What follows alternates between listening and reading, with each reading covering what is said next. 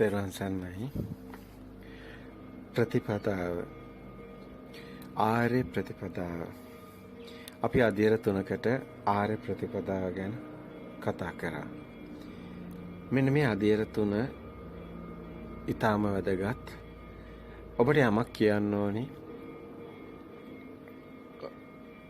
අපිට ධර්මයේ කොච්චර අපි බණ ඇහුවත්, අපි කොච්චර ධර්ම දේශනාවලට සවන් දීලා තිබුණත් ඒ ධර්මයේ ශ්‍රවණය කිරීම තුළින් අපිට සෘතවතාර භාවය තමයි සකස් වෙන්නේ. දැනුමක් තමයි හම්බ වෙන්නේ. හැබැයි මේ දැනුම කියන එකත් ලෞකිකයි. ලෝකෝත්තර භූමිය හම්බ වෙන්නේ ඇත්තටම මේ නාම රූප අන්ත දෙකෙන් මිදුණු තැන. ඇත්තටම කිව්වොත් සිතුවිලි වලින් මිදුණු තැන. ලෝකෝත්තර භූමිය අපිට හම්බ වෙන්නේ. සිතුවිලි ලෞකික භූමියේ මධ්‍යම ප්‍රතිපදාව හමු වෙන්නේ මේ නාම රූප දෙකෙන් මිදුණු තැන, ඒ මධ්‍ය ඥානක් කියන තැන. හැබැයි මෙතනට එකපාර අපිට දැනුමක් විදිහට අපි දන්නවා නාම රූප දෙකෙන් මිදුණාම මෙතන මේ රූපෙට අයිති නැහැ, බාහිරට අයිති නැහැ, නාමයට අයිතිත් නැහැ. අපි අසුරු කරන්නේ උපාදාය රූපයක්. නමුත් අපි පේනව නෙමේ හිතනවා. නමුත් අපේ සිතුවිල්ල පව මායාවක්. ඒක පෙර මතකයෙන් හටගන්නේ. ඒකත් හටගෙන නිරුද්ධ වෙනවා, පවතින්නේ නැහැ. ඒතකොට ශුන්‍යතාවය හම්බ වෙනවා. ඒතර ඒතන මධ්‍යම ප්‍රතිපදාව තමයි තියෙන්නේ. ශුන්‍යතාවය තුළ. හැබැයි එතන සිතුවිලිත් නැහැ. එතන කාලයට අයිතිත් නැහැ. එතන තියෙන්නේ සිතුවිලි වලින් මිදුණු තැනක්.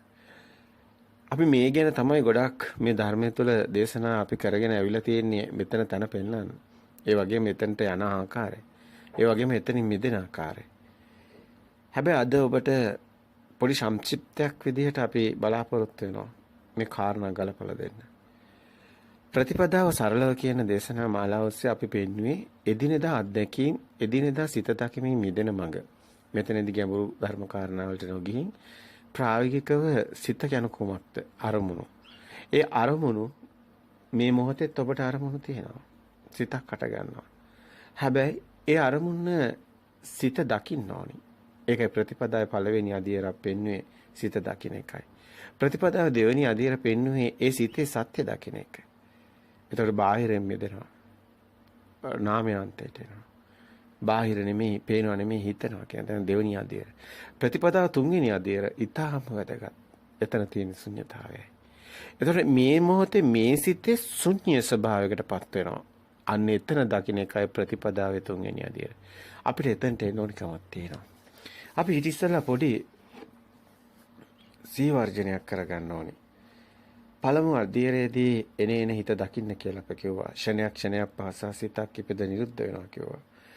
හට ගන්න සිත නිරුද්ධ වෙලා තව සිතක් හටගන්නේ. ඒ සිතත් ඉපද නිරුද්ධ වෙලා තව සිතක් හටගන්නේ. මෙලෙස වේගයෙන් සිත් ඉපද නිරුද්ධ වෙන ආකාරයේ සිහිය පිහිටවන්න කියලා අපි කිව්වා. ඇතිවන නැතිවන සිද්ධිය බලා සිටින්න කිව්වා. හට ගන්න හැම හිතක්කටම සිහිය නුවණ පිහිටවන්න. සිත දකින්න. මේ සිත දකින්න නැත්තම් ඔබේ සිත දකින්න නැත්තම් ඔබ ප්‍රතිපදාවේ නැහැ. ප්‍රතිපදාවේ මූලික අධීර වෙන්නේ සිත දකින්න ඕනේ. සිහිය තියෙන්න ඕනේ. ඔව්. සමතේ කියන එක කෙනෙක් කියයි සමතේ වඩනකොටත් මෙතන තියෙනවනේ කියලා. ඔව්, සමතේත් උදව් කරගන්න පුළුවන්. එක අරමුණකට සිහිය තියෙනක හිත විසිරෙන්නේ නැති වෙන එක අරමුණකට තියාගන්න පුළුවන්. හැබැයි එතනට ඇබ්බැහි වෙන්න යන්න එපා. සිහිය පවත්වා ගන්න යනවා කියන්නේ එක අරමුණක හිත තියාගෙන යන එක ලෝකෝත්තර භූමිය නෙමෙයි. ලෞකික භූමිය. එතන තියෙන්නේ තදාංග සිත දමනය කිරීමක්, සිත යටපත් කර ගැනීමක්. එක අරමුණකටම ගැට ගැසීමක්. නමුත් අපි මේ කතා කරන්නේ එහෙම දෙයක් නෙමෙයි. සිත දිහා සිහියෙන් බලන එක. සිහිය පවත්වා ගන්න යන එක. සිත හට ගන්නව නැති වෙනවා. තව සිතක් හට ගන්නව නැති වෙනවා. එනේන සිත දකින්න ඕන කියන එක. මේක ඊටාම වැදගත් මේ කාරණේ. ඇති වෙන නැති වෙන සිද්ධිය බලා සිටනවා කියන එක. එතකොට හට ගන්න සෑම සිතක්ම සිහිය නුවණ පවත්වන්න ඕනේ.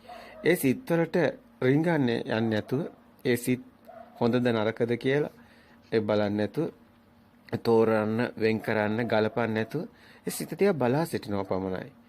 මුලින් ප්‍රතිපදාව විය යුත්තේ සිත දැකීමමයි. බාහිර සිටින කෙනෙක් ඔබ දිහා බලා සිටිනවා කියලා හිතන්න. එවිට ඔහු නිරීක්ෂකයෙකු පමණි. නිරීක්ෂකයා එහි කොටස්කරුවෙකු නොවේ. අපි හිතමු ඔබට කේන්ති ගිහිල්ලා කියලා. අපි හිතමු ඔබට කවුරු හරි බනිනවා කියලා. අපි හිතමු ඔබට කවුරු හරි හොඳ කියනවා කියලා. අපි හිතමු ඔබ සතුටින් කියලා. මේ මොහොතේ මේ කොහොම සිතක් වුණත් ඒ මොහොතේ ඔබේ සිත දිහා සිහිය නුවණ පිහිටවන්න ඕනේ. අර සිත් වලට රිංගන්න යන්නේ නැහැ. ඒ සිත එහෙම සිතක් බව දැනගන්නවා පමණයි. මෙතනදී මේ සිත දැනීම ඊටම වැදගත්. සිත දැකීම ඊටම වැදගත්. ඔබේ සිත ඔබට පේන එකයි මෙතනදී වැදගත් වෙන්නේ. සිත ඔබට පේන්න ඕනේ. ඔබේ සිත ඕනම මොහොතකදී ඔබට මෙවැනි සිතක් තියෙන බව ඔබට නුවණක් තියෙන්න ඕනි. අන්න ඒ කෙනාටයි සිහිය වර්ධනය වුණා කියන්නේ. මේ සිහිය කියන්නේ යතුරු තියෙන තැන මතක තියෙන එක නෙමෙයි. ගත්ත දෙයක් ඒ විදිහට තියෙන එක සිහිය නෙමෙයි.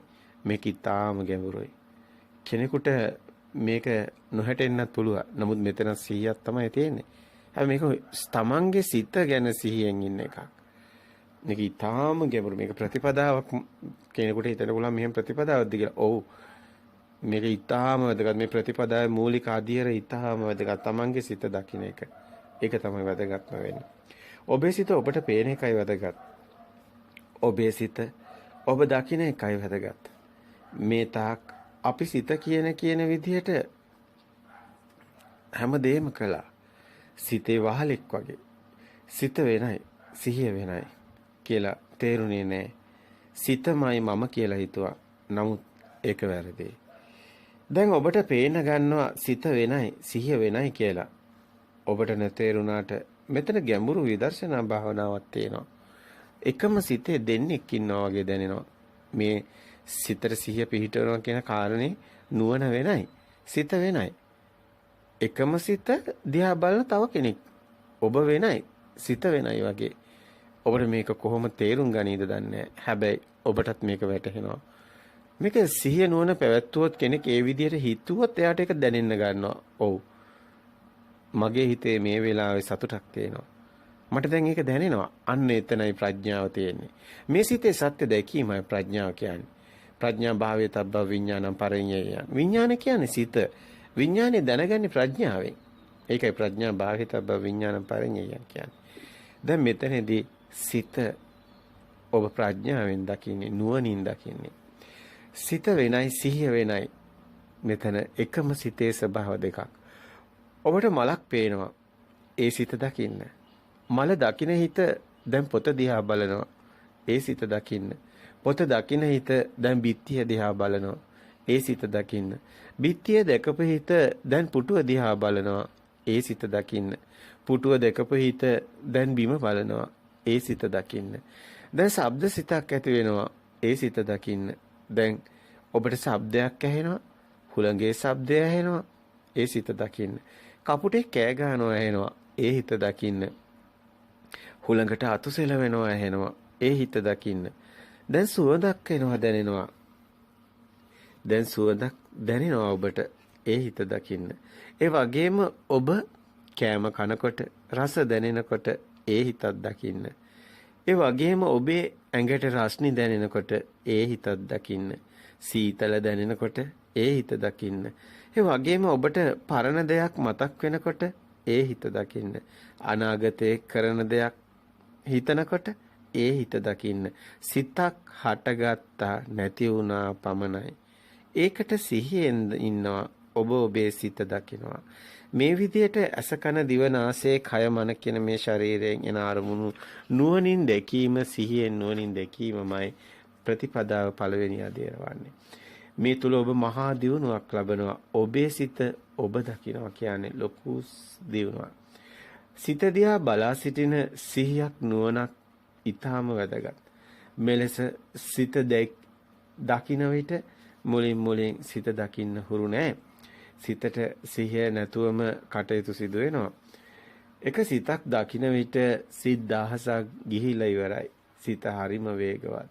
හටගෙන නිරුද්ධ වෙනවා. සිත හඳුනා ගන්න කාලයක් ඉතුරු වෙන්නේ නැහැ. ඇත්ත. ඒක තමයි ඇත්ත. නමුත් ඔබට හුරු නෑ.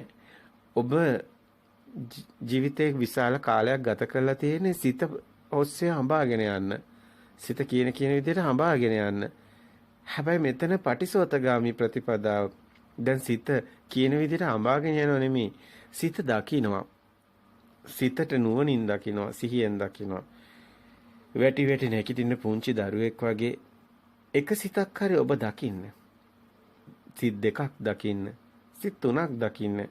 එකින් එක ඔබ දකින්න සිත් ප්‍රමාණය වැඩි කරගන්න. මතක් වුණු වෙලාවටවත් සිහිය පිහිටවන්න. මෙය බැලු බැල්මට පහසු වගේ දැන්නට ඊටාම ආශීර්වයි. හිත විසිරෙන ස්වභාවයේ සාමාන්‍ය දෙයක්. මේ කතාරියට අර ගලන ගග දිහා බලා සිටිනවා වගේ. සිත් ගලනවා සිහියෙන් නුවණින් ඒ සිත් වෙත. ඒ සිත් ඇති වෙනවා නැති වෙනවා. ඒ සිතේ ගලන ප්‍රවාහය දිහා බලා සිටිනවා. සිත් හටගෙන නැති වෙන. අර ගඟ ගලනවා වගේ සිත ගලනවා. වැස්ස වහිනවා වගේ ගඟ ගලනවා වගේ අවුව පායනවා වගේ හුළඟ හමනවා වගේ සිතුවිලි ගලනවා. ගලන ගඟක් නැහැ. අතට අහුවෙන්නේ වතුර ටිකක්. වහින වැස්සක් නැහැ. අතට අහුවෙන්නේ වතුර ටිකක්. පායන අවුවක් නැහැ. අතට අහුවෙන්නේ අතට දැනෙන්නේ රස්නියක්. හමන හුළඟක් නැහැ. අතට දැනෙන්නේ තද ගතියක්. සිතුවිලි සසරක් ඇත්තටම අපි කිව්වට එහෙම දෙයක්වත් නැහැ. එක් මොහොතේ එක් සිතක් හතගෙන විරුද්ධ වෙන තැන. ඒ සිතත් මායාවක් වනවා. මේ කතාව හරි ගැඹුරුයි. ඒක එතනට අපි එකපාරටම යන්න බෑ. අපි ඉස්සෙල්ලා එකින් එක ගලව ගන්න ඕනි. නූල් බෝලයක් ලියන්න නම් ඒ නූල් බෝලේ එතිලා තියෙන වරපොට හොයා ගන්න ඕනි. පොට හොයාගත්තොත් හිමීට මේ නූල් බෝල ලියා ගන්න පුළුවන්. මෙන්න මේ වගේ තමයි මේ සිත ගැන තියෙන කතාව. ඒකේ කලබල වෙලා කරන්න පුළුවන් දෙයක් නෑ. මේක බුදුන් වහන්සේ ප්‍රතිපදාව පනවන්නේ මෙන්න මේ නිසයි. අපේ සිත මිදෙන මග ප්‍රතිපදාවත් තුළයි සිද්ධ වෙන්නේ. දැනගත්ත කියලා වෙන්නෙත් නෑ. ඒක Tamanටම ප්‍රත්‍යක්ෂ වෙන්න ඕනි. ප්‍රතිපදාවක් ඒ වෙනුවෙන් තමයි බුදුන් වහන්සේ පනවලා තියෙන්නේ. මේ සියල්ලම මායාවක්. සම්මුති ප්‍රඥාප්ති ඒ තියෙන හැඟීම එහෙම තියෙන දෙයක් නෑ. ඇත්තටම සිත කියලා දෙයක් නෑ. ඒකත් මායාවක්මයි. ප්‍රතිපදාව පළමු අධියර පැහැදිලි. සිත දැකීම පමණයි. සිහියෙන් ඉඳීම පමණයි. සිත වෙනයි. සිත දකින්න සිහිය වෙනයි. මෙතන ඔබට මෙහිදී දැනෙන්න ඕනි දෙන්නෙක් වගේ හැඟීමක්. ඔබට ඇති වෙන්න ඕනි. මම වෙනයි සිහිය වෙනයි කියලා. අන්නේ නුවණින් දැකීම ඊටම වැදගත්. මම වෙනයි සිහිය වෙනයි. විඥානයේ වෙනයි. විඥානයේ දකින මායාව වෙනයි. මෙන්න මේ දැකීම ඇතිවිය යුතුමයි. සිතින් මිදෙන්න නම් සිත හැදෙන හැටි දැනගත යුතුමයි. දැන් දෙවන අධියර ප්‍රතිපදාව ඊටම වැදගත්. ප්‍රතිපදාව තුළින් තමයි සිතේ සත්‍ය ස්වභාවය දැකිය හැකි වන්නේ. ඒ නිසාම ප්‍රතිපදාව ඊටම වැදගත්. හැබැයි මේ පළවෙනි අධියරේ ඔබ සිත දැකීම සිහිය පිහිටවන එක එදිනෙදා හැම කටයුත්තක්ම කරනකොට එළවලු කපනකොට උයනකොට අතු ගන්නකොට රැකියාව කරනකොට ව්‍යාපාරිකයෙක් නම් ඒ කටයුතු හැම දෙයකදීම තමන්ගේ හිත දකින්න. හිත සතුටෙන් ඉන්නවා දකින්න. හිත දුකෙන් ඉන්නවා දකින්න. සිතට අනාගතයේ සිහිනම වෙනවා දකින්න. අතීතයේ සිහිනම වෙනවා දකින්න. මේ හැම සිතක්ම ඔබට සිහිය තියෙනවා නම් ඔබට පුළුවන් මේ සිතෙන් මිදෙන මඟ ප්‍රවේශ වෙන්න. සිහියයි නුවණයි පළවෙනි අධීරයේදී වැදගත් වෙන්නේ. අපි දැන් බලමු දෙවෙනි අධීර ප්‍රතිපදාව දෙවෙනි අධීර. ප්‍රතිපදාව එකමයි. සිත දැකීමමයි. නමුත් සිත දකින ආකාරයේ ගැඹුරින් ගැඹුරට යනවා. ඒ අනුව ප්‍රතිපදාව අධීර වලට වෙන් කරලා අර කමටහන් මාරු කරනවා වගේ මුලින් දැකපු ආකාරයට තවත් ටිකක් විනිවිද දකින ආකාරයට ගැඹුරින් දකින ආකාරයට දැකීමයි මේදී සිදුවන්නේ. එකවර සියල්ලම ගලප ගන්න බැරි වෙන්න පුළුවන්. නවක යෝගාවචරයේකට එකවර මේ සියල්ලම දකින්න හැකියාවක් නැහැ. ඇත්තටම තුන්වෙනි අධීරයේදී මේ සිතත් ශුන්‍ය ස්වභාවය දකින්නේ. නමුත් ඒක එකපාරම දකින්න බෑ. Tamanට සිත දකින්න නැතුව කොහමද එන හැම සිතක්ම සත්‍ය දකින්නේ? දැන් මෙතන දෙවෙනි අධීරයේදී පළවෙනි අධීරයේදී දැන් සිතට සිත දැන් දකිනවා. එහෙමනම් දැන් දෙවෙනි අධීර ඒ සිතේ සත්‍ය දකිනවා. ඒ සිතේ සත්‍ය දකින්න එකයි දෙවෙනි අධීර සත්‍ය පෙන්වන්න ඕනි. ඒ නිසා සරලව ගලපලා පෙන්න මේ සිතටම සිතේ සත්‍ය ස්වභාවය පෙන්වන්න ඕනි. නැත්තම් ඇත්තටම කිව්වොත් ප්‍රතිපදාව එකමයි සිත දැකීමමයි. නමුත් මෙතන පළවෙනි අධීරයට වැඩිය දෙවෙනි අධීරයේ ගැඹුරක් තියෙනවා. ඔබ දකින්නේ ඔබගේ සිතමයි. එහි සත්‍ය දකින විට ඇත්තටම අවසානයේ මෙලෙස ලියා බලන විට සිත කියලා දෙයක් නැති බවයි වැටහෙන්නේ. නමුත් මේක එහෙම කිව්වට දැනගත්තට ප්‍රත්‍යක්ෂ වෙන්නේ නැහෙනි. ඔබටම ප්‍රත්‍යක්ෂ වෙන්න ඕනි. ටිකෙන් ටික එතනට යන්න ඕනි. සිත මායාවක් බව එවිටයි ඔබට ටිකෙන් ටික වැටහෙන්න ගන්නේ. සිතින් මිදිය හැකිවන්නේ ඔබ ප්‍රතිපදාව නිවැරදිව ප්‍රතිපදාව කියන්නේ ඔබ එදිනෙදා කටයුතු කරන විට ඔබේ සිත දකිනවා. සිත සත්‍ය දකිනවා. එතකොට ඔබට මේක කවුරුත් කියන දෙයක් නෙමෙයි. ඔබටම අත්දැකීමක්. ලුණු රසයි කියලා කවුරුත් කිව්වට වැඩක් නැහැ. ඔබ ලුණු කාලා බැලුවාම ඔබට ප්‍රත්‍යක්ෂයි. මෙන්න මේ ලුණු රසයි. මෙන්න මේ වගේ. ප්‍රතිපදාව තුළ ඔබ එදිනෙදා සත්‍ය දකිනවා නම් ඔබේ සිතේ ඇත්ත ප්‍රත්‍යක්ෂව ඔබට දැනෙනවා. කවුරුත් කියන දෙයක් නෙමෙයි. ඒක කිසිදාක ඔබට බොරුවක් කරන්න බෑ කාටවත්. ඔබටම අවබෝධ වෙනවා මේ සිත මායාවක් බව. එතනට බුදුන් වහන්සේ අරගෙන යන ප්‍රතිපදාව තමයි අපි මේ ටිකෙන් ටික ඔබට ලියා දක්වන්නේ. ඔබ ප්‍රතිපදා මේ දක්වා රැකපු ප්‍රතිපදාව තමයි සිත දිහා බලා සිටීම. එන සිත නුවණින් සිහියෙන් දැකීම. මෙතනදී මුල් පියවරේදී ඔබේ සිතට සිතුවිලි එනවා, අරමුණු එනවා, නැති වෙනවා දකින්න සිහිය නුවණ යෙදුවා. දෙවන අධීරයේදී ඊටාම වැදගත් වෙනවා. හැම මොහොතෙම සිතට සිතුවිලි එනවා, නැති වෙනවා, නැවත අලුත් සිතුවිල්ලක් එනවා. එයත් හටගත් තැනම නැති වෙනවා. නැවත තවත් සිතුවිල්ලක් එනවා. එයත් හටගෙන නැති වෙනවා. මේ සිතේ ක්‍රියාවලිය වේගයෙන් සිදු වෙනවා. ඔබට දැනෙනවද? දැන් ඔබට හටගත්තේ පොත දකින සිත. ඊගා මොහොතේ හටගන්නේ බිත්තිය දකින හිත. අපි අර කලින් ඔබට උදාහරණයක් විදිහට පෙන්නේ. ඊගාවට ඔබට හටගන්නේ මල දකින සිත. දැන් පොත දකපු හිත වෙනයි. එතන ස්කන්ධය වෙනයි. ඒ සිත නෙමෙයි බිත්තිය. හැඩතලය වෙනස්. එහෙමනම් වේදනා සංඥා සංකාර විඥාන කියන ස්කන්ධයෙන් තමයි බිත්තිය කියන සම්මුතිය අපිට දෙන්නේ. පෙරමතකේ. හැබැයි එතකොට බිත්තිය කියන එක දෙන්නේ ඒ ස්කන්ධය වෙනයි. ඒ සිත වෙනයි. පොත කියන සිත වෙනයි. අවුත්ථ සම්භූතං උත්ථාන බයසත් පෙර නොතිබීම හටගෙන ඉතුරු නැතුවම නිරුද්ධ වෙලා තව සිතක් හට ගන්නවා. ඉතින් මේක ඊටාම වැදගත්. මේ එකකට එකක් සම්බන්ධයක් නැහැ. දැන් අතට පේන්නේ නැහැ. අතට දැනෙන්නේ තද ගතිය. ඇහැට ශබ්ද ඇහෙන්නේ, ඇසට දැනෙන්නේ වර්ණේ. කනට වර්ණේ පේන්නේ, කනට ඇහෙන්නේ ශබ්දේ. පිට මේ විදිහට එකකට එකක් වෙනස්. මේ ආයතන හරහා අවසානයේදී මනෝවිඤ්ඤාණයෙන් සියල්ල එකතු කරගෙන සම්මුති ප්‍රඥප්තිය අදා ගන්නවා. අපි මේක තවත් ටිකක් ලියා බලන්න ඕනේ. දැන් අපි කතා කරන්නේ දෙවෙනි අධ්‍යයන. මේ සිතේ සත්‍ය දකින එක. මේ සිතේ ක්‍රියාවලිය හැබැයි හරිම වේගවත්. දැකීම ලේසි නෑ. අර මුලින් අපි සිහිය පිහිටවන්න පුරුදු වුණාම අපිට කොහොමද සිත පේනවා. ඒක පහසුවක් වෙනවා දෙවෙනි අධ්‍යයනයේදී. සිතුවිල්ල දිහා බලනකොට සිතුවිලි 10ක් 15ක් ගලාගෙන යනවා. ඇති වෙවි නැති වෙවි යනවා. ඔබ එවිට අධෛර්ය වේවි. අනේ මට බෑ කියලා හිතේවි. මේක කරන්න බැරි දෙයක් කියලා හිතයි. එක සිතකට සිහිය පිහිටනකොට තව ගොඩක් සිතුවිලි ඇති වෙලා නැති වෙනවානේ. නමුත් අධෛර්ය වෙන්න එපා. ඕනම කටයුත්තකදී මුලින් අමාරුයි. ඒ වගේම තමයි මුලින් අමාරුයි වගේ දැනුණට පුරුදු වුණාම ඒක පහසුයි. මේ සිතේ ස්වභාවයත් ඒකමයි. පුරුද්දට තමයි අපි ගොඩක් දේවල් කරන්නේ. අපි ඇවිදින්නේ පුරුද්දට. අපි හුස්ම ගන්න පුරුද්දට.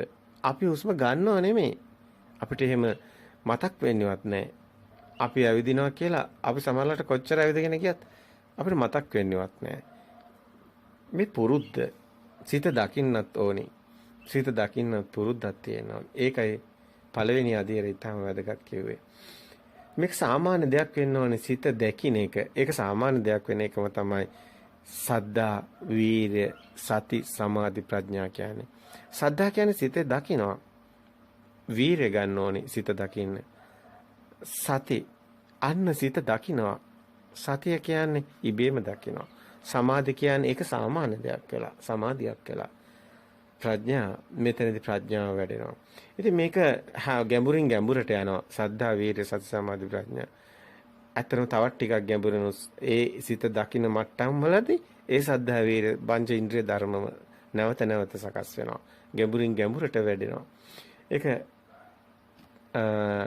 සද්ධා බල ධර්ම බවට පත් වෙනවා. ඒ විදිහට තමයි බොජ්ජංග වැඩෙන්නේ. නමුත් අපි දැන් මෙතනට එමු. පැහැදිලි කරපු කාරණාවට එමු. සාමාන්‍ය දෙයක් බවට පත් වෙනවා කියන්නේ මේ සිත දකින්න එක සතියක් වෙලා සමාධියක් වෙලා. ඒක විදර්ශනා සමාධියක්, විපස්සනා සමාධිය කියන්නේ. විදර්ශනා කියන්නේ ගැඹුරින් විදගෙන යන නුවණනේ. විපස්සනා කියන්නේ සිත දකින්නවා කියන එක. ධර්මයේ සඳහන් වන ආරද්ධ වීර්ය, නොසලෙන වීර්ය ඔබ හදාගත යුතුමයි. මේ සඳහා අත්හැරලා බෑ, කම්මැලි වෙලා බෑ, අලස වෙලා බෑ. පංච නීවරණ වලට ඉඩ දීලා බෑ. නිවන වහන ධර්ම පහක් බුදුන් වහන්සේ පෙන්වන්නේ ඒ නිසාමයි. කාමච්ඡන්ද, ව්‍යාපාද, තීන මිද්දේ, උද්ධච්ච කුක්කුච්ච, විචිකිච්ඡා. මේවට යට වුණොත්, තීන මිද්දේට යට වුණොත්, කම්මැලි වුණොත් එයාට මේ වීරය ගන්න බැරි වෙනවනේ. ඉතින් මේකට මනසීහ නුවණට මහා වීරයෙකුත් ඕනි සිත දකින්න. මුලින් තමයි වීරය අවශ්‍ය වෙන්නේ. සති සමාධි වලට එනකොට සිත ඉබේම දකින්න තැන. ඒක ඊටම වැදගත් ඒ කාරණාව. මේ තාක් හිත පුරුදු වෙලා තියෙන ආකාරයටයි සිත ගලන්නේ. ඒ හිත දකින්න එක අලුත් දෙයක්. නමුත් ඒක පුරුද්ද තුලිනුයි හදාගත යුතු වන්නේ. මේ සිත පුරුද්දට අනුවයි හැසිරෙන්නේ. ඒකයි බුදුන් වහන්සේ අපට ප්‍රතිපදාවක් පැනවේ. නිවන් දකින්න ප්‍රතිපදාවක් දක්වලා තියෙන්නේ ඒකයි. දුක්ඛ නිරෝධ ගාමිනී පටිපදා ආර්ය සත්‍ය කියලා. බුදුන් වහන්සේ චතුරාර්ය සත්‍ය අවසාන කොටසේදී බුදුන් වහන්සේ පෙන්නනවා මේ දුකෙන් මිදෙන මඟ දුක්ඛ නිරෝධ ගාමිනී පටිපදා ආර්ය සත්‍ය ප්‍රතිපදාව තුළින් තමයි මේ සිතේ සත්‍ය දකින්න කෙනාට තමයි නිරෝධයක් හම්බ වෙන්නේ. මිදීමක් හම්බ වෙන්නේ. ඇත්තටම ප්‍රතිපදාව තුළින්මයි නිවන් දකින්නේ. ඒක හොඳින් නුවණින් දකින්න ඕන තැන. දෙවෙනි කොටසට එනකොට ඔබ මුලින් කරගෙන ආපු සිත දකින ප්‍රතිපදාවමයි දිගටම කරගෙන යන්නේ. ඒ වෙනස් වෙන්නේ නැහැ. එනේන සිත දිහා සීය පිහිටුවීම ඊටමත් වැදගත්. ඒ මූලික ප්‍රතිපදාව කාලයක් කරගෙන යනකොට මුලින් අපහසුයෙන් එකක් දෙකක් බලපු හිත ටිකෙන් ටික ඉබේම එනේන සිතට සීය පිහිටුවීම සිදු වෙනවා. අන්න දැන් ඔබට හටගන්න සිත ඒ මොහොතේම ඔබ දකිනවා. ඔබට හටගන්න සිත ඒ මොහොතේම ඔබ දකිනම් අන්නේ හිතට සත්‍ය පෙන්වන්න ඕනි. එනම් කුමද්ද මේ සිතේ සත්‍ය කියලා දැකීමයි දෙවන අධීර. ඒ සඳහා හටගන්න හිත හටගත් තැනම දැකීම, ඒ මොහොතේම දැකීම ඊටම වැදගත්. දැන් මෙතනදී සිතේ සත්‍ය ඔබ දනීනම් පමණයි ඔබට ඒ එන සිතට පෙන්විය හැකි වන්නේ. සිතේ සත්‍ය කුමක්ද? සත්‍ය ඥානය, එහෙම නැත්නම් දර්ශනය. මෙන්න මෙතනදී වැදගත් වෙනවා. සත්‍ය ඥානයේ ඇතිහුටයි කෘත්‍ය ඥානය පැනවේ.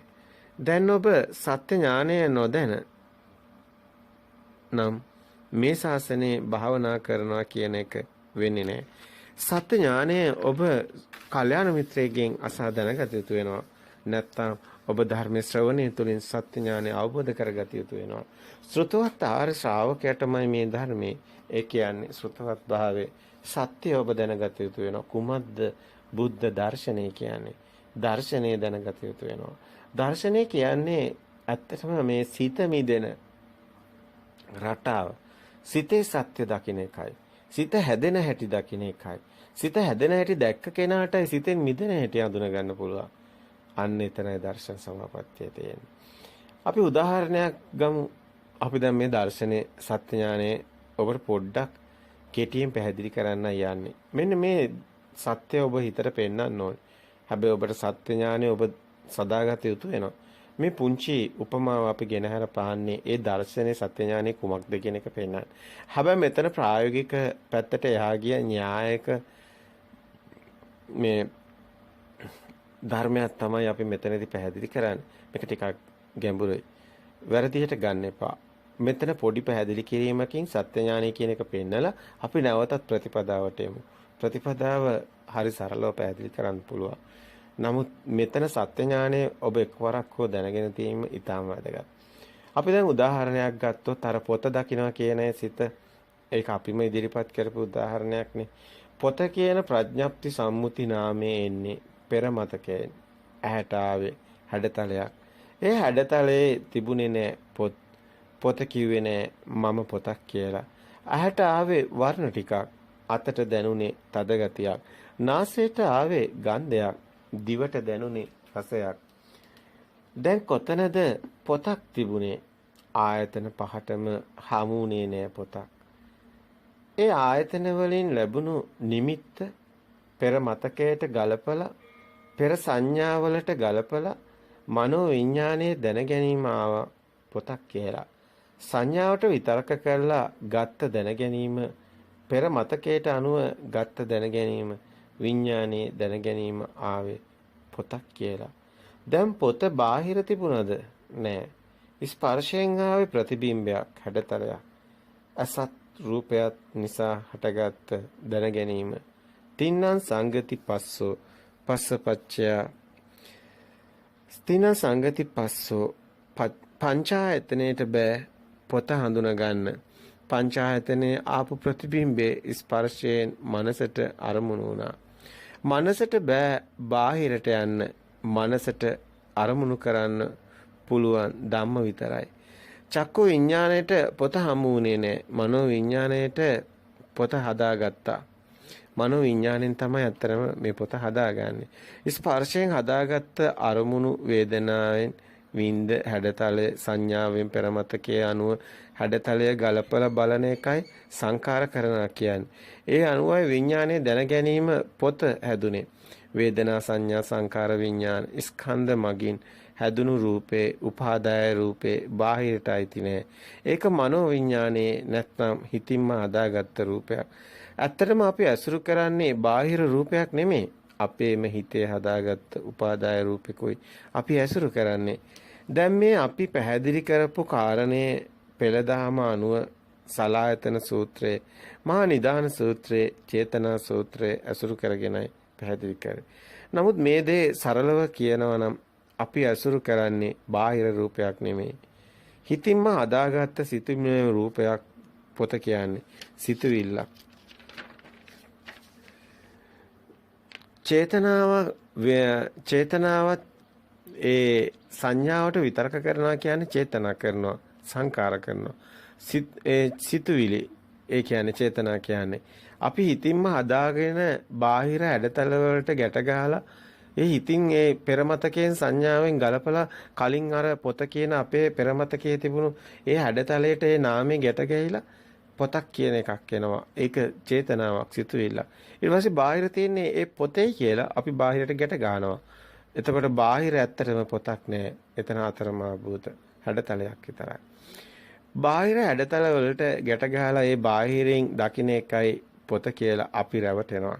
අපි බාහිරට රැවටිලා බාහිරෙන් පොතක් හම්බ වෙලා අපි ඒ පොත නිසා සැප විඳිනවා දුක් විඳිනවා. අපිට බාහිර දෙයක් අපි හිතින් හදාගෙන ඒක බාහිරයි කියලා රැවටීමයි මායාව, විඥානයේ මායාව. විඥාන මායාව අපිට මවල පෙන්නනවා බාහිර තියෙන දෙයි අපි දකින්නේ කියලා. නමුත් ඇත්තටම බාහිර පොත් නෑ. පොත කියන්නේ සිතින්ම හදාගත්ත සිතුවිල්ලක් විතරයි. අපිට පේන, ඇහෙන, දකින, දැනෙන හැම දෙෙම අපේම හිතේම අටගත්ත මායාවක් පමණයි. දකින්නවා නෙමෙයි හිතනවා. පේනවා නෙමෙයි හිතනවා. සිතුවිලිමය ලෝකෙක අපි අතරමං වෙලා. දැන් මෙන්න මේ කොටසේ අපි කෙටියෙන් ඔබට පැහැදිලි කළේ දර්ශනය, සත්‍ය ඥානය. අපි හිතින්ම හදාගෙනයි බාහිර තියෙන කියලා කිව්වට හිතින් හදා ගන්නවා කියන එකයි දර්ශනය, සත්‍ය ඥානය කියන්නේ. හැබැයි ඒකත් සත්‍යයක් නෙමෙයි. ඒකත් මායාවක්මයි. අපි ඊගා කොටසේ තුන්වෙනි අධ්‍යයනයේදී ඒ ගැන කතා කරමු. දැන් මේ දර්ශනය තමයි අපි ප්‍රතිපදාවේ දෙවෙනි කොටසේදී එනේන හැම හිතකම සත්‍ය දකින්නවා කියලා පෙන්වන්න ඕනි කිව්වේ. රූපේ අන්තය කියන්නේ බාහිරනේ. එතකොට නාමයේ අන්තය කියන්නේ ඒ කියන්නේ සිත. නමුත් අපි මෙතන සිතින්ම හදාගත්ත උපාදාය රූපයක් අපි ඇසුරු කරන්නේ. ඒ කියන්නේ බාහිර දෙයක් හම්බ වෙන්නේ නැහැ. අපි දන්නේ සිතමයි. නාමයේ අන්තය. අන්ත දෙකක් හම්බ වෙන්නේ නැහැ. අජ්ජත් බහිද්ද දෙකට කැඩෙනවා. අන්න නිවන් මඟ. අන්න මේ අජ්ජත් බහිද්ද ගැට ගැහුනොත් තමයි බාහිර ඇත්ත වෙලා රැවටිලා සැප දුක් එන්නේ. අන්න සැප දුක් තණ්හාවෙන් මිදෙන තැන. කෙලෙස් වලින් මිදෙන තැන. බාහිර දෙයක් හමු නොවන තැනයි කෙලෙස් වලින් මිදෙන්නේ. එනේන සිතේ සත්‍ය දකිනම් ඒ සිත බාහිර නෙමෙයි නම් ඒ සිතට ඉතුරුවක් වෙන්නේ නැහැ. නිර්වශේෂ විරාග නිරෝධයක් එනවා.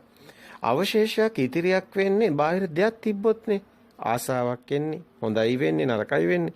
බාහිර දෙයක් නැත්තම් ඒක අවශේෂයක් වෙන්නේ. ඒ සිත හටගත් තැනම නිරුද්ධ වෙලා ඒක මායාව අවබෝධ වෙලා එතනම ශුන්‍ය වෙලා යනවා. අන්න එතනයි නිවන් මාර්ගය තියෙන්නේ. සත්‍ය නම් බාහිර නොවේ, හිතමයි රූප හදාගෙන බලන්නේ. මේක ඊටාම ගැඹුරුයි. අපි බාහිර කියලා දෙයක් අපිට හම්බ වෙන්නේ නැති තැනයි දෙවෙනි ප්‍රතිපදාවේ දෙවෙනි කොටසේ ඔබ දකින හැමදේම ඔබේ හිතමයි කියලා දකින්න ඕනේ. ඔබට කෙනෙක් බනින්නවත් ඒ කෙනා ඔබේ සිතේ තියෙන්නේ. විඥාණයනේ දැනගන්නේ. ඒ මෙහෙම කෙනෙක් ඉන්නවා එයා මෙහෙමයි කියලා ඔබේ සිතයි කියන්නේ. නම් බාහිර නෙමෙයි. ඔබ ඔබේ සිතේ ඉන්නේ. ඔබට අතුරෙක් හිටියත් ඒ ඔබේ සිතේ ඉන්නේ. ඒ කියන්නේ ඔබේ සිතයි දත්ත අනුවයි ප්‍රඥප්ති සම්මුතිය අනුව ඔබේ සිතේ හතුරයි ඉන්නේ. බාහිරින් කිසි දවසක කෙනෙක් ඔබට හම්බ වෙන්නේ නැහැ. මේ කතාව සත්‍ය දැක්කොත් ඔබේ සිරුරවත් ශරීරයවත් බාහිර හම්බ වෙන්නේ නැහැ. ඒකත් ඔබේ විඥාන මායාවම වෙනවා. බාහිරින් කිසිම කෙනෙක් හම්බ වෙන්නේ නැතිකොට ඔබට කිසිම කෙනෙක් බාහිරින් ඇසුරු කරන්න හම්බ වෙන්නේ නැහැ. ඔබේ මායාව අවබෝධ වෙනවා. මේ ප්‍රතිපදාව දෙවෙනි කොටසේ දකින්න, පේන, ඇහෙන හැම දෙෙම බාහිර නෙමෙයි කියලා දකින්න ඕනේ. සත්‍ය දකින්නවා කියන්නේ හිතින්ම හදාගෙන බලනවා කියන එක. අපි අර දවසක් කිව්වා කපුටේ කෑ ගන්න සද්දයක් එනවා. ඒ කපුට කෑ ගන්න කියන හිත බාහිරද? නෑ. මගේ හිතේ සංඥාවට විතර්ක කරලා කපුට කියන ප්‍රඥප්තිය හැදුනේ. බාහිර නෙමෙයි. එහෙමනම් මම බාහිරින් කපුටෙක් හොයන්නේ අන්න ප්‍රඥප්ති සම්මුති හිත ඇතුලෙන් හදාගෙන. බාහිරට නොයන සිතක් හදාගෙන ක්‍රියාසිත හමු වෙනවා. ශුන්‍යතාවයේ හමු වෙන්නේ. මේක ඊටාම ගැඹුරුයි. තුන්වෙනි අධීරයේ තමයි අපි ශුන්‍යතාවය ගැන නාමෙත් මිදෙන තැනයි ශුන්‍යතාවය ගැන කතා කරන්නේ. මෙතනදී අපි බාහිරයෙන් මිදෙන දෙවෙනි අධීරයේ කොටසයි කතා කරන්නේ. මේක ඊටාම ගැඹුරුයි හැබැයි. නමුත් ඔබ එනේන සිත දැන් සත්‍ය පෙන්වන්න ඕනි. ඔබට දැන් ප්‍රතිපදාව පළමු කොටසේදී සිත දැකීම පුරුදු කළා. දැන් ඔබේ සිත හටගන්න සිත ඔබට පේනවා. එහෙමනම් හටගත්ත තැනම නැති වෙනවා බවත් ඔබට පේනවා. දැන් අපි ප්‍රතිපදාවේ මුල් අධීරයේදී හටගෙන නැති වෙන සිද්ධි දිහා සිහියෙන් නුවණින් දකිමින් සිටියා. දැන් එතනදී ඔබට සිත් හොඳට පේන්න ගත්තා. ඔබේ සිත දැන් ශබ්දයක් ඇහෙනවා. දැන් තද ගතියක් දැනෙනවා. හුළඟ ඇඟේ වදිනවා. දැන් තද ගතිය දැනෙන සිතක්. දැන් පොළොව පේනවා. මේ විදිහට විවිධාකාර අරමුණු හටගෙන නිරුද්ධ වෙනවා. වේලාවකට දුකින්, වේලාවකට සතුටින්, වේලාවකට අතීත අරමුණක, තවත් වේලාවක අනාගත අරමුණක. නමුත් ප්‍රතිපදාව දෙවෙනි කොටසේදී ඒ එනේන සිතට සත්‍ය පෙන්වන්න. බාහිර නොව මගේ හිතමයි මම දකින්නේ කියලා සිහියෙන් නුවණින් දකින්න. හිතින්ම හදාගත්ත උපාදාය රූපයක් අපි ඇසුරු කරන්නේ. සංඥාවට විතර්ක කරලා දැනගත්ත දේ බාහිරට අයිති නෑ. සිතවිල්ලක් චේතනාවක් අපි බාහිරට ගැට ගහලා බාහිර කියලා රැවටෙනවා. මනෝ විඥාණයට කවදාවත් බෑ බාහිරට යන්න. මනෝ විඥාණයෙන් තමයි සියල්ල අපි දැනගන්නේ. දැන් ඔබට පෙනුන පොත බාහිරින් ඔබට හමු වෙන්නේ. ඔබේම සිතමයි ඔබ දකින්නේ. දැන් එනේන අරමුණු වල සත්‍ය දකින්නවා කියන්නේ බාහිර නොවේ ඔබේම සිතමයි කියලා දකින්නවා කියන එකයි. දැන් ඔබට එන හැම අරමුණක්ම බාහිරින් හමු වෙන්නේ නැහැ. බාහිරින් මිදුණු සිතත් ඔබට හමු වෙන්නේ. ඔබ දකින්නේ යමක්ද ඒ ඔබේම හිතමයි. ඔබ ඇසුරු කරන්නේ උපාදාය රූපයක්. අපි අර දවසක් කිව්වා අපේ ළමයි විභාගෙට උත්තර ලියන්නේ ප්‍රශ්නේ හිතින් කියවලා හිතේ තියෙන ප්‍රශ්නෙටයි. අපි හදාගත්ත ප්‍රශ්නෙටයි අපි උත්තර ලියන්නේ. අපේ හිතේ හදාගෙනයි. අපේ කෙනෙක් කතා කරත් අපි ඒකට උත්තර දෙන්නේ අපේ හිතේ ඉන්න කෙනාටයි. අපි හිතේ ඉන්නවා මෙහෙම කෙනෙක් ඉන්නවා. එයා මෙහෙම ප්‍රශ්නයක් අහනවා කියලා. එතකොට අපි අර උත්තර දෙනවා. හැබැයි බලනකොට අපි අපේ හිතටමයි උත්තර දීලා තියෙන්නේ. ඊටාම ගැඹුරුයි මේ කියන කාරණේ. ඔබ දකින්න ඔබේම සිරුර පවා ඔබේම හිතේ මැවෙන දැන ගැනීමක්මයි. දකින පෙනෙන හැම දෙයක්ම මේ මොහොතේමයි. නමුත් ඒ බාහිරින් හමු නොවේ. අතීත සිතුවිල්ලක් හිතුවත් ඒ මේ මොහොතේ වර්තමාන සිතක්මයි. අනාගත සිතුවිල්ලක් හිතුවත් මේ මොහොතේ වර්තමාන සිතක්මයි. මේක අකාලික දහමක්. කාලෙට අයිති නෑ. වර්තමානයේ තුලට ඇවිල්ලා වර්තමානයේ තුලින් මිදෙන ගමනක් ප්‍රතිපදාව තුල අපි ගමන් කරන්නේ. දෙවෙනි අධ්‍යයර මේ වර්තමාන මොහොතට හිත දකින්න එකයි. මෙලෙස සිතේ සත්‍ය දකින්න විට තුන් කාලෙම බොරුවක් වෙනවා. අකාලික දහමක් බවට පත් වෙනවා. අකාලික දහමක් ඔබට හමු වෙනවා. දැන් ඔබ ප්‍රතිපදාව දෙවෙනි කොටසේදී බාහිර රූපයේ අන්තයෙන් මිදෙන ලෝකයක් හමු වෙන්නේ. චිත්තේන නියති ලෝකේ. සිතේම හැදෙන ලෝකේ ඔබ දකිනවා. සිතේම මැවෙන ලෝකේ ඔබ දකිනවා. දැන් එනේන සිතට මෙලෙස ඔබ සත්‍ය පෙන්වන්න ඕනි. දැන් මේ විදිහට බාහිර නෙමෙයි මගේ හිතමයි මම දකින්නේ කියන එක ප්‍රතිපදාවක් විදිහට ඔබ කමඨහනක් විදිහට ඔබ එදිනෙදා පුහුණු වෙන්න ඕනි. දකින්න ඕනි. පුරුදු වෙන්න ඕනි. ඔබට එනේ සෑම සිතක්ම 100ෙන් දැන් සිත දකින්නවානේ. ඒ 100ට සත්‍ය පෙන්නනවා. බාහිර නෙමෙයි. මගේ හිතමයි දකින්නේ. එතකොට ඔබ බාහිරින් මිදෙනවා. එතකොට ඔබ කායේ කායानुපස්සී විහෙරති. කායෙන් කාය මිදෙනවා. ඔබ බාහිර ඔබට දෙයක් හම්බ වෙන්නේ නැහැ. කායෙන් කාය මිදෙන තැනයි ඇත්තටම නිවන් මඟ තියෙන්නේ. විනේය ලෝකේ අවිද්‍යාව දෝමනස්සන කායේ කායानुපස්සී විහෙරති. වේදනාය වේදනානුපස්සී විහෙරති. චිත්තේ චිත්තානුපස්සී විහෙරති. ධම්මේසු ධම්මානුපස්සී විහෙරති. විහරණයට යනවා. අතහැරෙනවා. සත්‍ය දකින්න තැන කිසි දෙයක් ස්ථිරයි කියලා ගන්න පුළුවන් දෙයක් හම්බ වෙන්නේ නැහැ. සියල්ලම අතහැරෙනවා. දැන් ප්‍රතිපදාව තුන්වෙනි අධ්‍යයන ගැන අපිට කතා කරන්න පුළුවන්. හැබැයි ඔබ මේ ප්‍රතිපදාව පුරන්න ඕනේ. රකින්න ඕනේ. ටිකක් කාලයක් ඔබ දෙවෙනි අධ්‍යයන බාහිර නෙමෙයි මගේ තමයි කියන එකක් දකින්න ඕනේ. හැබැයි තුන්වෙනි අධ්‍යයනයේදී මේ සිතේ සත්‍ය දකිනවා. දැන් දෙවෙනි අධ්‍යයනයේ ප්‍රතිපදාව දෙවෙනි කොටසේදී අපි පෙන්නේ වර්තමාන සිත දකිනවා. වර්තමාන මේ මොහොතේ මේ හට ගන්න සිත බාහිර නෙමෙයි මගේ තමයි. හැබැයි වර්තමානයක් මේකේ පණවන්න බෑ. අතීතං නාත්වගම්මේය නප්පටික්කංකේ අනාගතං පච්චුප්පන්නං චේද තතර අතර විපස්සති කියලා බුදුන් වහන්සේ බද්ධේකරත්න සූත්‍රයේ දේශනා කරේ. අතීතේ පහව ගොසින් අනාගතේ ඇවිල්ලා නැහැ. ඒ කියන්නේ මේ සිත් පරම්පරාව දකින්නේ. මේ සිත මේ මොහොතේ හටගෙන නිරුද්ධ වෙනවා. ඊගාව සිත අනාගත සිත. ඒකත් හටගෙන නිරුද්ධ වෙනවා. ඒක හට ගන්න මොහොතේ ඒකත් අතීත සිතක් වෙනවා. ඇයි ඒ? මේ හැම සිතක්ම පෙරමතකේ ප්‍රඥාප්ති කියලින් තමයි දැනගන්නේ. ඒක අතීතයටයි. ඊගාව සිතත් ඒ මොහොතේම අනාගත සිත අතීතයට යනවා වර්තමානයේ හමු වෙන්නේ. ඇයි ඒ දැන ගැනීම පෙරමතකේ අතීතයෙන් එන්නේ? පොත කියන්නේ පෙරමතකේ සම්මුතියක්. ඔය ගන්න හැම නමක්ම පෙරමතකේ සම්මුතියක්. එහෙනම් ඒක අතීතයට අයිති වෙනවා. ඒකයි අපි අතීතයේ ජීවත් වෙන්නේ. පුරාණ බිඳම් බික්කවේ කම්මම අපේ කර්මය රැස් වෙන්නේ පුරාණ මතකයේ නිසායි. ඒකයි ඇත්ත. මේ මැරෙන්න කලින් කර්මයක් ගැන නෙමෙයි මේ කතා කරන්නේ. මේ මොහොතේ මේ දැන් මේ ෂනේ මේ සිත් දකින්න එක. එක්ෂණික සිතේ ඉපද නිරුද්ධ වෙන තැන දැකීම තුළිනුයි නිවන් මඟ හමු වෙන්නේ. ඔබට බුද්ධක්ෂණය හමු වෙනවා. ඒකට හේතුව බුද්ධක්ෂණය කොතනද ඔබට හමු වෙන්නේ? මේ වර්තමාන සිත පණවන්න බෑ. ශුන්‍යයි. මේ මොහොතේ මේ හට ගන්න සිත අතීතයි. ඊගා මොහොතේ අනාගත සිතත් අතීතයි. වර්තමානයේ කෝ? ඒකයි උපාද පඤ්ඤායති වයෝ පඤ්ඤායති තිතස්ස අන්නතත්ත පඤ්ඤායති කියලා බුදුන් වහන්සේ උපාද තිති බංග කියලා මේ පෙන්වන්නේ චිත්තක්ෂණයක්වත් මේ සිත පවතින්නේ නැහැ කියලා. මේ වර්තමාන තිතත්ත අන්නතත්ත පඤ්ඤායති කියන්නේ පණවන්න බෑ. තිතියක් පණවන්න බෑ. වර්තමානයක් දකින්න බෑ. ශුන්‍යයි.